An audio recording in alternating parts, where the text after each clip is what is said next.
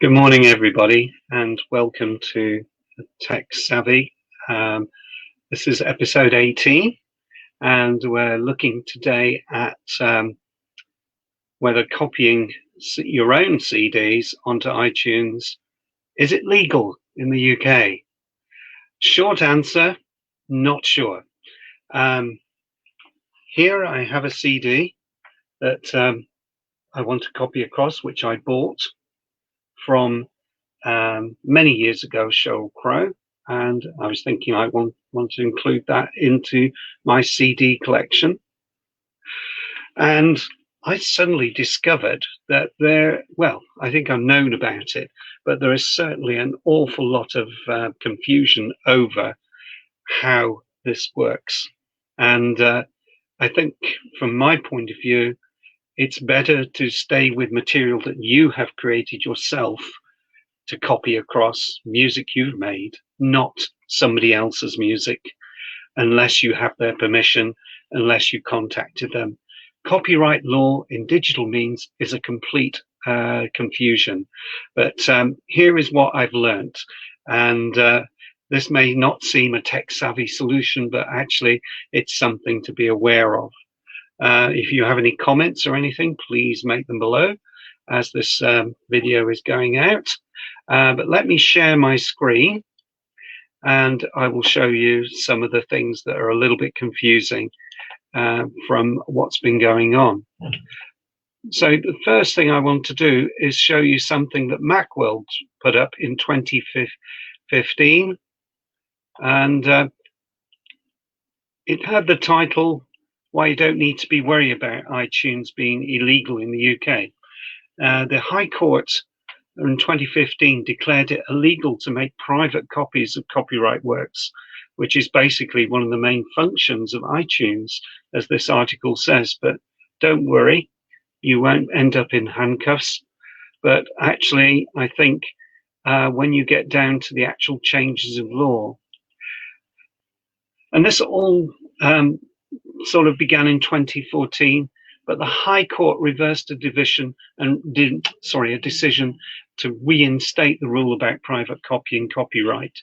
And so the rules state this: the making of a copy or a work other than on a computer program by an individual does not infringe copyright in the work, providing that the copy is a copy of the individual's own work, a personal copy of the work made by the individual, this is still your work, is made for the individual's private use, is made for the ends which are neither directly nor indirectly commercial. And then the individual's own copy, which has been lawfully acquired by the individual on a permanent basis, is not an infringing copy. So that may refer to the individual who made the work, or it may refer to a commercial piece of work. That is what's not clear to me. Maybe you know that, but I think in view of confusion, I wouldn't do it. And so I wouldn't do it with my device here. If I move on and go to a different section here,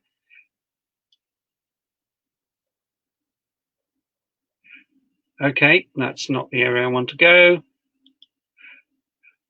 Let's see how the confusion works in another area. Let's look at how it works for copyright on YouTube. And this little video helps us in that. Just going to go and stop the screen share, come back into it. I will go back into the screen share. There we are. So I will introduce that back into the mix and take over a full screen copy, and here we go. Now here's a really interesting question. Can you use popular copyrighted music on your videos on YouTube without getting a copyright strike? And can you monetize that content? Would you mind stating YouTube on this one?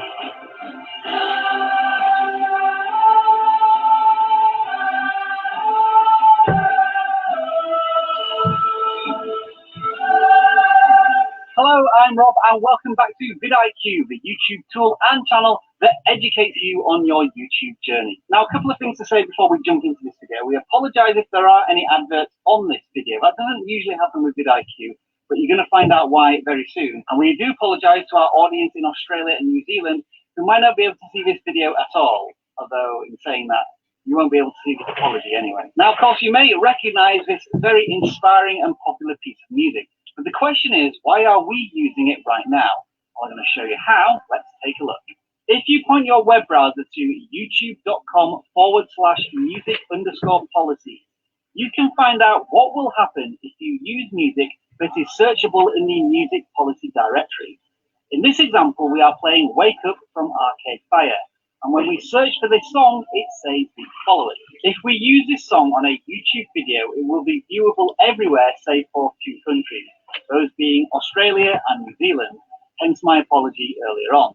I am not allowed to monetize the video, however, but if I wanted to do a cover version of this song, the video would be viewable in all countries on YouTube, and I might be able to monetize the video and share the income with the copyright owner of the song. This is Content ID in action. When YouTube can automatically detect a song, it treats it as copyright content, and it can apply the specific policy as defined in the music directory. For a lot of creators, this usually happens when you try and sneak in a tiny snippet of a song or use what you thought was royalty-free music. And what often happens in this case is that the copyright claimants will monetize your content. And since you use their material usually without their permission, there isn't much you can do about it. That's simply the way YouTube currently works. Now, as exciting as this may sound, using copyright content without the fear of getting a copyright strike, it is in actual fact a very dangerous game. For the vast majority of popular music, recent music, or music you're just desperate to use, the usage policy will be a flat-out no, stating that your video may be blocked or muted, and you may even get a copyright strike too. And in pretty much every single circumstance, you won't be able to monetize your content. At best, you may be able to share the revenue if you do a cover version. You also have to consider this. Just because you used copyrighted music in a video at a time when YouTube said it was safe to do so through their music policies, doesn't mean that that video is protected from copyright issues in the future. On YouTube's dedicated support page on usage restriction and claimed music. Well,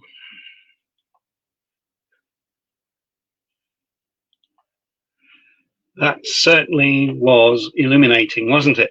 You can, well, it's so difficult, isn't it? But I think it's quite helpful that YouTube has that option about letting you find out whether you can use that piece of music or not. As I said, if it's your own material, then none of that really becomes a problem in UK law. You're allowed to use your own material on your own stuff. How does that work with Facebook? Quite simply, Facebook will block any content that is music copyrighted, so you won't be able to do it. So you can see online and through using digital means, then it is important that you realize that unless it's your own material, that means something you have created yourself, not something you have bought. It's a no. Sad but true. I wouldn't like to risk it. I wouldn't like to promote it over the air like this, although it's technically possible to do so. Why don't they put digital rights management, DRM, like they do with films on materials? That would make sense. And then that would block anything being done. Maybe that's something the music industry are considering.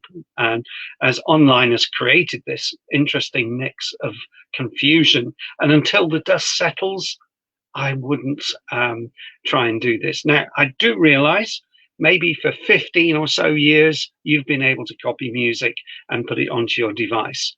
But as a policy, as something that I would recommend other people to do, nah, I wouldn't do that. I wouldn't recommend it as a policy, and I would advise against doing it if it infringes UK law. Now, is anybody going to come and enforce that law? Don't know. That's would you want to take the risk and be safe and be secure? The law isn't clear and a little bit ambiguous. Maybe clear to you because you might be very bright and understand all of that legal stuff. I leave it for you to understand. So really, that's all I wanted to say today about copyright. Do tune in to my YouTube channel, and I'll do a watch party of this at the end of this show so that you can make comments and maybe raise a discussion about the issue. Maybe you use iTunes in lots of ways and think this is all a bit silly. But you must appreciate that I would find it difficult to promote something that is against the law, even if I'm not sure what that law is. But anyway, we'll do something less controversial next week. I'm going to look at how you might use lots of nice Google stuff next week. So we'll look at Google Keep, for instance. So tune in to Tech Savvy next week. It's lovely to see you and hopefully speak to you again in the future. Bye for now.